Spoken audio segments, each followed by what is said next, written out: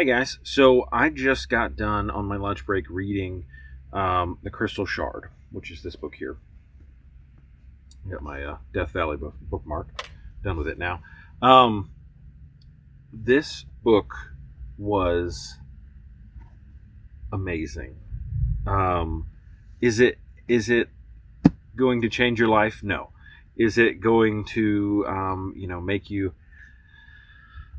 change the way you think about fantasy? No. Is it fairly generic? Yes. But oh my gosh, is it fun? Oh my gosh, is it the as you remember being a fantasy fan, just the glorious joy of running into battle because it's the right thing to do, and moving on to the next fight because you're so powerful and so good at fighting, but not giving it to them as well, like characters getting lucky and characters accidentally throwing a hammer and hitting an icicle and winning a battle because of an accident. I mean, just the stakes aren't high. You don't think any of these people are going to die. I had so much fun with this, especially the last 100 pages. I wish there was a way I could hold this up and not like block myself, but I can't really see. I'm in the car. Just got done with lunch. Wanted to film this because thoughts are fresh.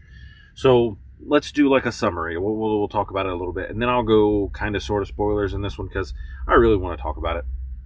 If you've read this book, comment down below. Tell me what you think. This is The Crystal Shard. Technically the first book.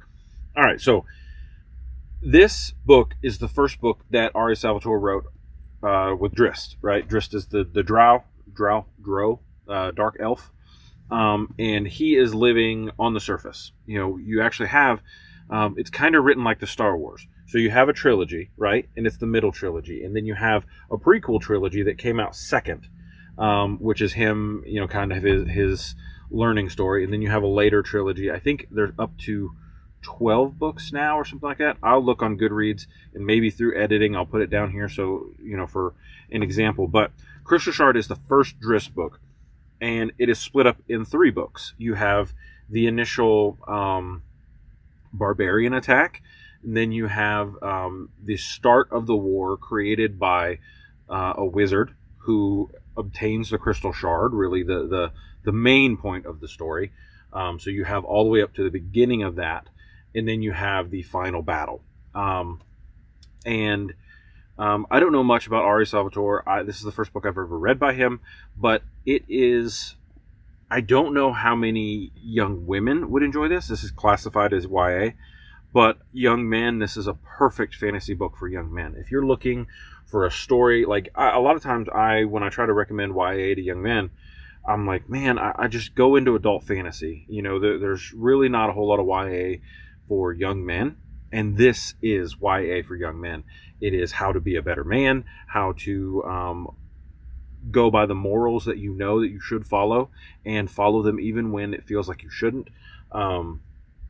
Really just a beautiful way that this is written. It's easy to, very accessible. I had a wonderful, wonderful time with this book. The battles were great. We had dwarves, we had elves, we had barbarians, we had orcs, we had ogres, we had goblins, we had giants, we had normal humans. So much fun. So much fun. Let me go into the story a little bit. All right, so you have Drizzt, and he has his friends. He's got Brunner, which is a dwarf. The dwarves live in Icewind Dale. You can imagine, let me show you the map here. You can imagine this is basically just a super cold, icy area around 10 towns. So you got Icewind Dale. This is the trilogy, Icewind Dale trilogy. So you have 10 towns.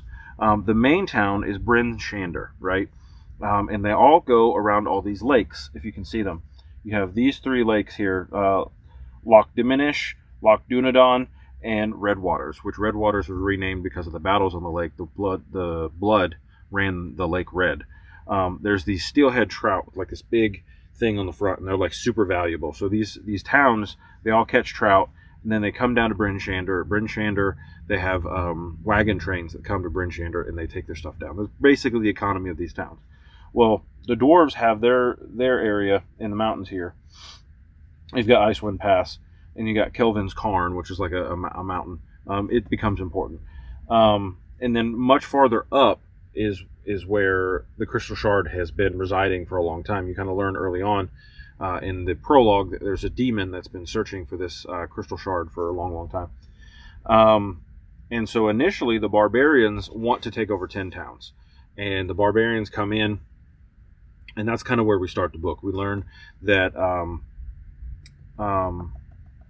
what's his face? Drizzt figures out by just following barbarian patterns that the barbarians are not hunting the reindeer this year. Usually they follow the reindeer migration down south, and instead of doing that this year, all the barbarian tribes got together, and it looks like they're going to attack 10 towns. So he goes and tries to warn 10 towns, and that's about as spoiler free as I can get. We also have a halfling named Regis, who is a friend of Drizzt. He is the leader of one of the 10 towns, and then we kind of get some barbarian perspectives right there near the beginning. So as I jump into spoilers, I just want to tell you, this is so much fun. It's a blast. If you've never heard of it before, this is The Legend of Drizzt, Book 4, but technically the first book in the series. The Icewind Dale trilogy, first book. So I'm going to jump into a little bit of spoilers now. This will take us to the end of Book 1. This will take us to the end of Book 1. I really like the way that Drizzt does his letters at the beginning of each book. He kind of talks about how he's never been happier when he's made his friends in the beginning. Then he talks about how Wulfgar is going to become, an amazing part and kind of change the way the barbarians live forever in the second part. And then in the third part, he describes... and so in the third part, he talks about Wulfgar's future, the future of Wulfgar's people in 10 towns.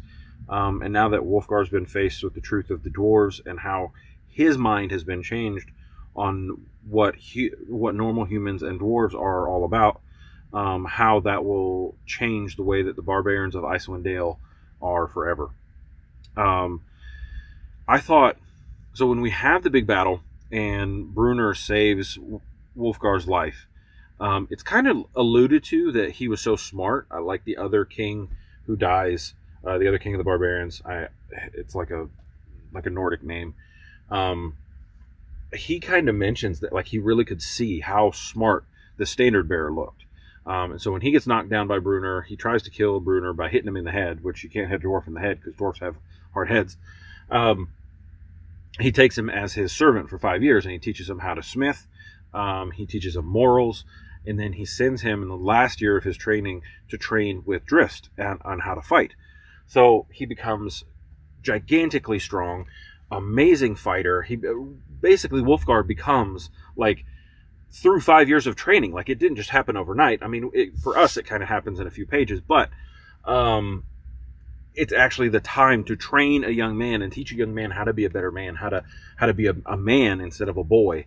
Like, just the adoption that he had, where he cared for him, but he was kind of gruff in the dwarven way. And then, Drizzt needled him along with, showing him where he was wrong, but never in a way that was unkind, which is kind of the stereotypical way that the drow would talk to people and handle people. And so just what a fun and interesting way that we learn in the second part how Wulfgar is trained. And then we go into the third part when they've defeated the giants. The Agus Fang is the hammer. It's clearly Mjolnir, but he can throw it and it comes back. He can't fly with it. He can't do the spinny thing, but like, you really come to love Wulfgar through this book. You come to love just who he's become. You come to love, like, Drizzt and his character and who he's becoming. Brunner, I could have taken or left it, but and I really expected Wulfgar and Cady to fall in love, which they may be in love, but that may wait till later books. The way the final battle happened was really, really cool. I had fun learning about demonology in Dungeons and Dragons. It kind of took a minute to kind of talk about it and kind of the interactions between the drow and the demons and how they interacted underground. We learn a little bit about dragons and kind of how powerful they are, and how Drizzt and Wolfgar basically got lucky and beat the dragon. But it was cool to see that he brought pride back to the barbarians, and brought them back by saying, we're not going to be subservient to this wizard and fight along with our hated enemies. And really, it made sense. It wasn't like he came in and he gave them back the pride that they wanted so fiercely. And then he encouraged them. Like, near the end, I kind of kept a quote here. Okay, so I didn't mark the one that Wolfgar did, where he basically said, I'll share my bounty of the dragon's treasure with every man who comes to fight with me.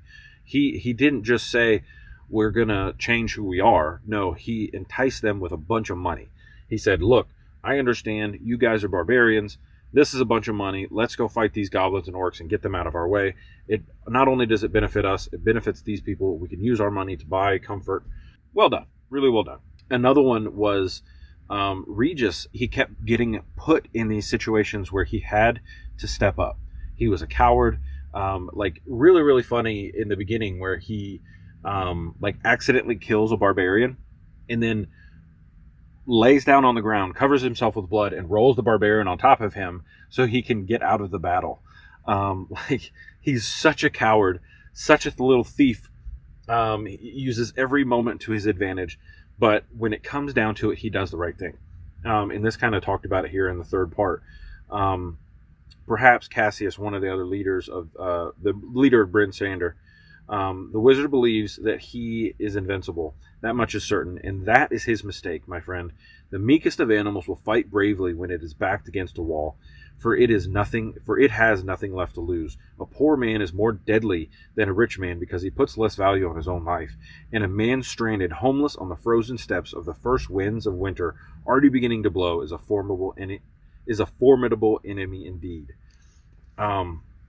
Basically, it took all these warring people of the 10 towns who basically hated each other but worked together because they needed the money, and turned them into a community. I mean, they still fought, near the end. You see the epilogue where there's a whole bunch of fighting, and I just had a blast with this book. I recommend it to everybody. Please read this book and subscribe to my YouTube channel, because I'm done. I'll talk to you later. Bye.